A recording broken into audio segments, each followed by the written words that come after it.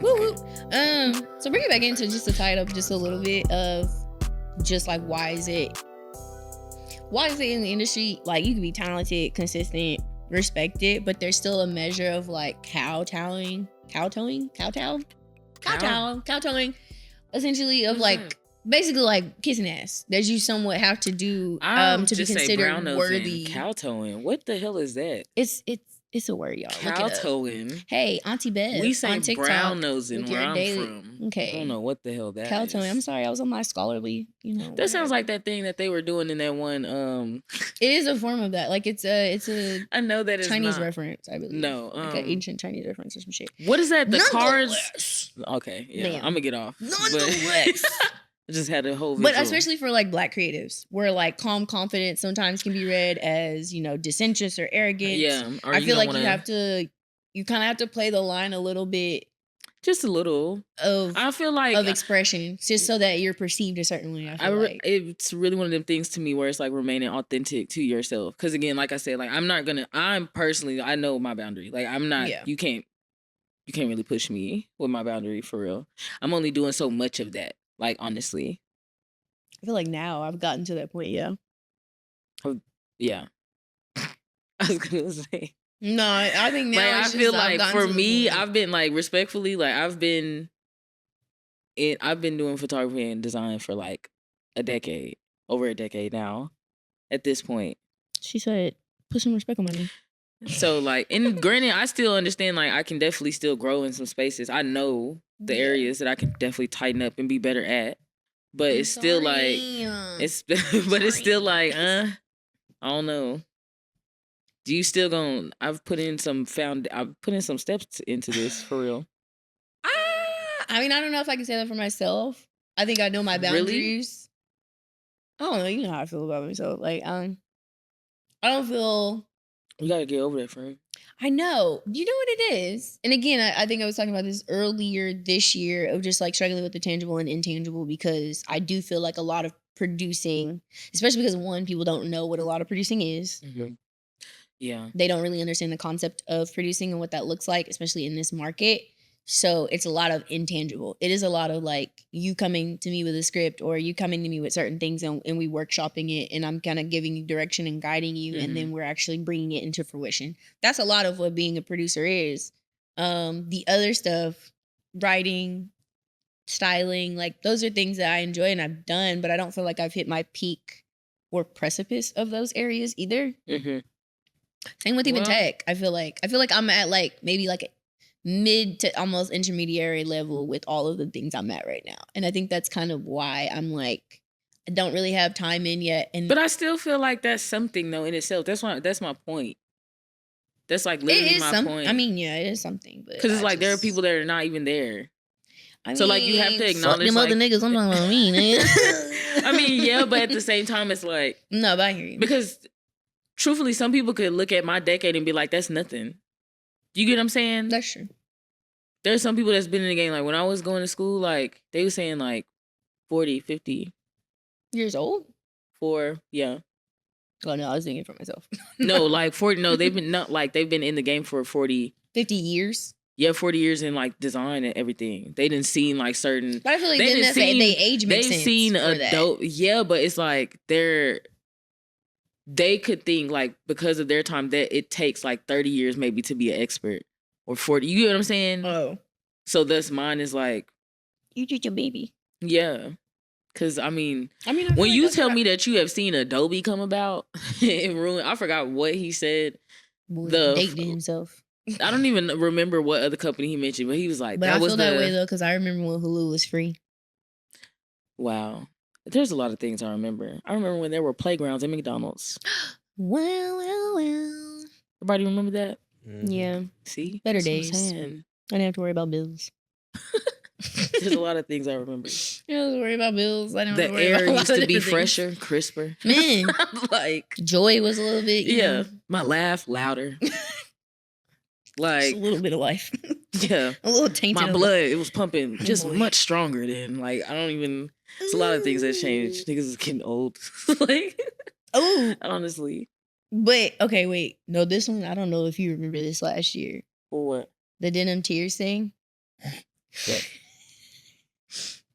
Okay, I'll just set it up for you guys. Don't worry. The Denim Tears. Essentially, I didn't know Denim Tears was black owned. I'm gonna be honest. I did, Oh, and I will also say that once I found out what them damn little things were on the thing, I was kind of like, I'm not.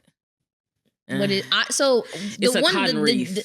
so the denim tears that I first seen was the pants, the jeans. Yes, everybody sees the pants. The pants are what made the pants and the jeans are what made that's him. What it was they're a known. That's like streetwear the icon. I remember you could not get away from denim tears in New York. New York niggas, boy, hey, y'all love y'all some. They said denim tears. We putting that on. We putting that on for the city. Yeah. So like that was, and I think he is from New York. I'm not really sure, honestly. But essentially, there was a clip that went viral. And people were pointing out that anytime he's criticized, and I want to touch on the larger aspect of criticizing black designers and black creatives, essentially anyway. But a lot of people were saying that he tends to like deflect to comparing his work to like white designers. And there's a double standard in fashion and art, which I do agree to his context of that. But folks are saying his actual output isn't matching the weight of his messaging. So, okay. I'm gonna get on my little pedestal real quick, and I'm gonna look into the camera. Ooh. Okay. If you are a creative and you are from a certain demographic, it could be black, it could be Hispanic, it could be Asian, it could be Indian, Native American, it could be all of these. You, whether you like it or not, I'm sorry. You could be white. I'm sorry. Look like Connor. I don't know. You could be a white male, straight. It doesn't matter. The point is, and even to that, like you have because some people, what it is with him that I feel like strikes a nerve with people, is that he doesn't have. It's like the comparison of him to other white artists, I think, is drawing a connection of using black struggle as a means of like adding like a black owned brand, like doing that thing. No, like what is the word? What is the word? No, it's like it starts with the E. OMG. I cannot think of it. No. What is the word? Connor, help me out. Restart the beginning of your sentence. I feel like it's like using something for your own personal gain. Exploitation. There we go. Okay, I'm so like, it starts like he's being shout out like, Connor. Oh my God, I was exploit. struggling for me. Like I heard it earlier. He's exploiting what though? Like what do you mean? Because this is Denim Tears is the cotton wreath, right? That's obviously the cotton wreath is. So I think I guess I don't know if that's his logo. I don't think that's the branding. Pretty sure it is. I thought it was just for that one hoodie. I'm not gonna say pretty sure, just off the string. Let me look it up, guys. Let me look it up. It was like just the hoodie. I could have sworn it was just that hoodie. No, I didn't know it was on the pants and everything too. No, this is their logo. Literally, it's a hold on. No, yes, I'm literally saying. Oh my God. I'm not. So, what is the logo on Denim Tears? Is that it's a cotton wreath. It's a prominent symbol. Yes, it's a prominent symbol that frequently appears on the brand's clothing, referencing the history of slavery. So here's the thing, and that's why I said my point to him as the type of creative that he is. Yeah. He has been known to make certain things that are kind of touching into culturally insensitive for you to try to stamp a number on it and others wear it. Do you get what I'm saying? So like that's what I'm saying. Him as a creative, it's not the same. That's why I say to every group, like when you start, because we have to be honest with when we start to reproduce our art, other people you start to you're modifying something. So like, if you're modifying like something, if you're like the Confederate flag and it was to say, okay, I get what you're saying. Like it's not you have to be conscious of what you are. I didn't know that was so that's what I'm saying. Like personally, like granted, I'm not gonna say the cotton wreath logo is not like it does. It has its appeal. It has its appeal. But my thing is, I think he has a history because I've seen him not like have other drops that have been like, why'd you drop this? Like it gives exploitation of the culture in a way. Like I think so I don't know. For some, I will say I've seen multiple people take on like he exploits and other people that are like, he's cool, because there's another like even the only reason why I say that I could see the other side of that is the black exploitation period of film where it was really heightened black culture, but it wasn't minstrelly, but it was made by black people. I mean, you get what I'm saying? Yeah. To just do it again. No, I mean, yeah. Like, I mean, to devil's advocate, yeah. I mean, and not even really to devil's advocate, but like I get it.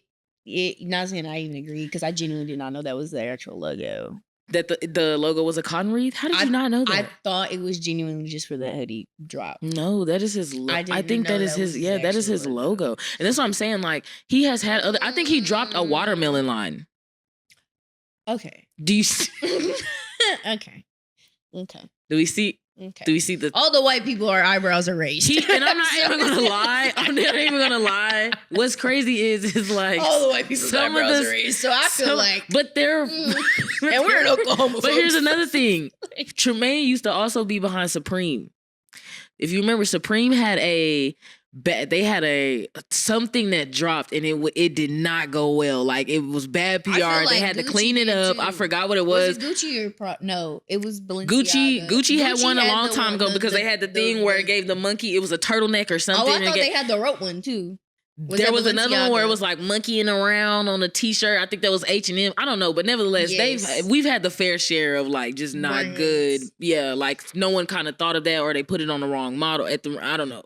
But he definitely was the person behind Supreme, and I forgot what his thing that he had did with them, but it was a whole thing about it, and I feel like what followed is him stepping down. Because I think he was the creative director.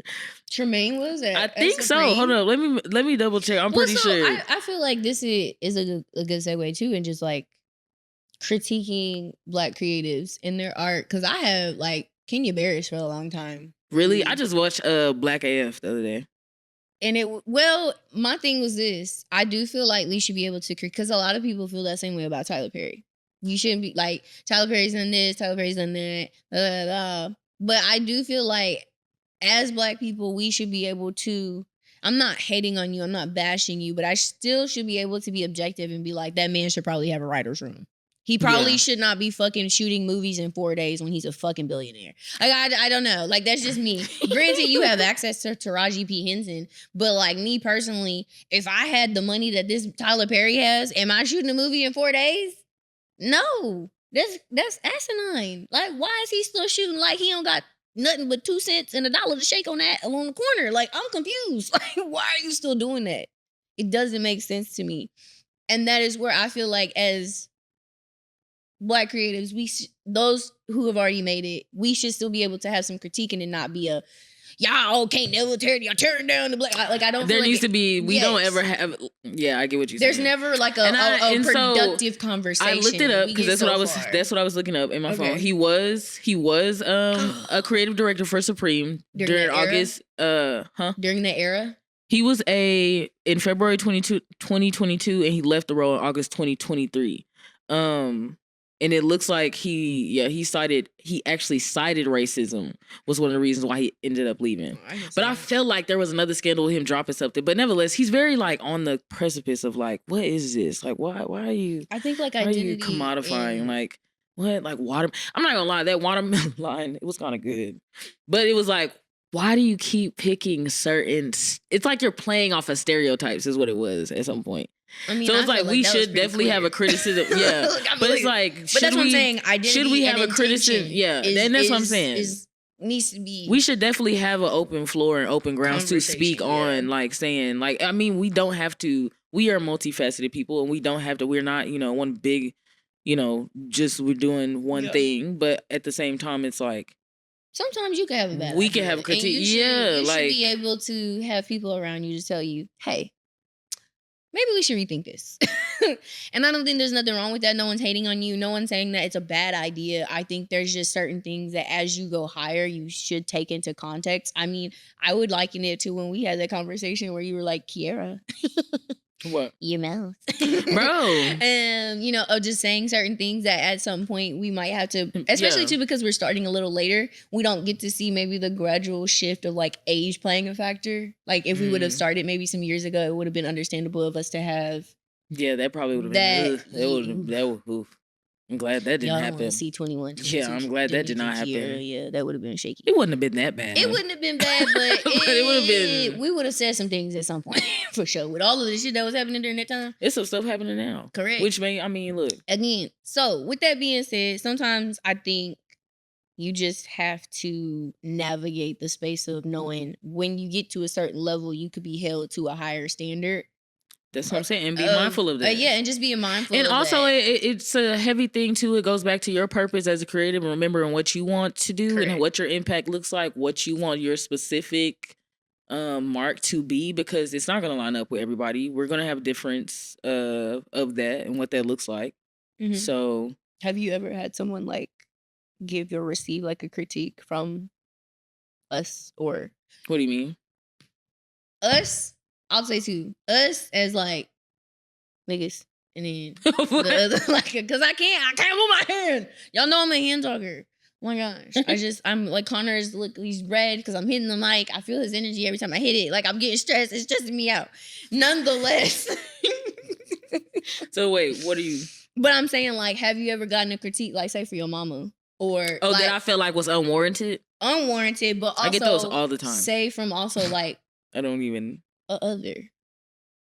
Oh, a non-us's who give a critique on like maybe something that is maybe Black focused or coming from an intention of community or cultural aspect. And they're like, oh, I would have did this. Yeah, I don't get that. I haven't gotten that in a minute, but honestly, like I'm at a point too where I just don't care. Like I'd be like, oh, nice, and probably be like, oh, that's cute. Like it depends on how I'm feeling in the moment. I might be like, oh, that's cute because I didn't ask. That's crazy. But hey, I'm not always like that. I can sometimes be like, oh, word, yeah, I see that. And just like coddle it because you may be coming from a space of good intention. Mm-hmm. And I don't know that or have the time. But I wouldn't do that. I would not unsolicitedly just. That's like me going to the Hispanic Awareness Month photos and being like, what is this? Why would I do that? I just would never do that. She said that's not my area. I shouldn't be over there. I don't know. Like, she said, that's not my area. The word with us, yeah. Oh, we got to jump into this one. Oh. We have to. Okay, go ahead. Lil Yachty and Karahhboo. This touches on so many different levels of things. And so why we bring up Lil Yachty and Karahhboo? First off, I am a huge fan of rap. If y'all don't know, I'm pretty sure Keirra is too. But I for sure I listen to it way more. Basis, yeah. I probably on like a daily basis for sure. R&B type of baby. Yeah, I am that too. But those three are. They stay in like rotation for me. Nevertheless, Lil Yachty and Karahhboo since he just dropped something too, and I kind of had my little critique on that. Well, you want to unpack it from the very beginning because, like I said, this is the segue from 2024 to 2025 now. So the last time that we probably was in Unpaid or doing Unpaid season 1, Karahhboo and Lil Yachty were the best of buds. They was a part of Concrete. And they had their own little crew. DC2 Trill was a part of it. I forgot the other dude's name. Start with a C. Boy, and couldn't tell you. I know but y'all know who I'm talking about. Nevertheless, they was in the group, and since then, these two have hated. They have literally gone. The whole group is not gone. The whole group is not gone. Man, they still make. I think the other two boys, DC2 Trill and. I forgot what is his other name? It's not Concrete Boys or what is Initial Intention, bro. So it's now what's the one group who just fell off with Tyler something Johnson, brother? Camo and Draft Day. Camo, Draft Day, and what's name I think is still on Concrete. And so they're still working with Yachty. I just don't think they're working as close. But Boo, they are like dissolved. They hate each other. She said, give me since then, my money. Karahhboo has said, first off, he hates me. He hates women. Mm-hmm. Not just me. All of the people with the uterus. He don't like. Okay? But you know what? I'm going to get a little personal too because I've always gotten that from Yachty. He was with, what's her name? Mariah. He was with JT too. Listen, he was with JT too. Do people not remember that little stint? Go back to this nigga's track record of women and then go listen to their music. Matter of fact, really go listen to Mariah's first couple of albums, and he was putting her through the ringer. She was staying, but she kind of she not even another. But we gotta tab that for the next little thing. Because man, because I got words for that too. Or thoughts, not even words for it. It's just interesting for real because she had but nevertheless, Never, they're not cool no more. No. And she's still under concrete, and she's saying that he is blocking her from dropping any music, doing anything. He's saying you're cap. He keeps going online saying like you're lying, you're doing stuff for the blogs, da da da. You not really, you know, you don't got no music to drop. You talk about dropping music, you ain't got no music to drop. Which is cap. Like, everything that he has said, she has responded to. Socials? Who started? There's been a rumor that they have slept together. No, okay, and I'm not gonna lie, the energy that's happening right now, I'm not gonna say I don't see it. Y'all want to know. Granted, I could see Boo being like, because JT felt the same way. The first social blast, I feel like. What you mean? I feel like it was him. It was him. Yeah, he brought it to socials first. It was him. Yeah, and she responded, and she says that all the time. Like he brought this to socials. Da da da. He says that he owes her money, or she owes him money. All of that stuff, and I just feel like really what the question to me is for most people, because I feel like there's gonna be a point where we as creatives possibly, or depending on what we do as a creative, calls for us to call people to the carpet, and it's gonna be loud. It's not as easy, you know what I'm saying, to handle because they're not working. Yeah, behind the scenes. I already seen his text. Yeah. I got it. Okay. Well, I felt it. You said he felt it. But yes, we call people to the carpet. And it's just not as, you just have to kind of get a little messy a little bit just to get things solved. I still feel like she being pretty like nice about it. She said that a long time ago that she could get bought out. That she had the money to get bought out. He's tripping. He's not letting her out. He's playing this manipulative game of making her sit. And I thought that was interesting because the way that even like we're going to pay it back to Mariah. I'm a huge Mariah fan. We have time. We have to come back. And she literally talks a little bit about how he kind of dubbed her off of the strength of her skill set too. So It's kind of like. But he says like, I remember interviews where he talks about like writing from the women's perspective and like how he gets into the woman's mind and like, so to me it just gives real calculating maidness. I'm crying. I'm a boop myself. I'm a boop maidness to me, because why are you always beefing with women? And there we have it, you guys. Like I feel like that's a great way to segue out to next episode. Literally, because honestly, why you beefing with women in 2025? Why are you beefing with women as a man? As a man, ask yourself. Why are you beefing with women? And if you're a woman beefing with women, I don't know. I would be curious to hear why. Come on, Unpaid Invoices. Maybe you can talk about it. I got a pew pew and I'm ready to pew pew. Because I know me, I don't have a problem calling no man no itch. So I mean. I've seen her, and it escalated very quickly. So let's not do that again. It escalated super quick. I was like, "Whoa, what's happening?" I'm a changed woman in 2025. Yeah, we're working on it. We are in 2025, guys, but it's been a long time, and we are here. This is fun, and we're glad to be back. And hopefully, you see us in the next episode of Unpaid Invoices. This is Denique Nashay, and your girl Keirra. We are out. Boop, boop, boop, boop.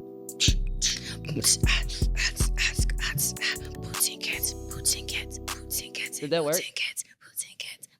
Are they still?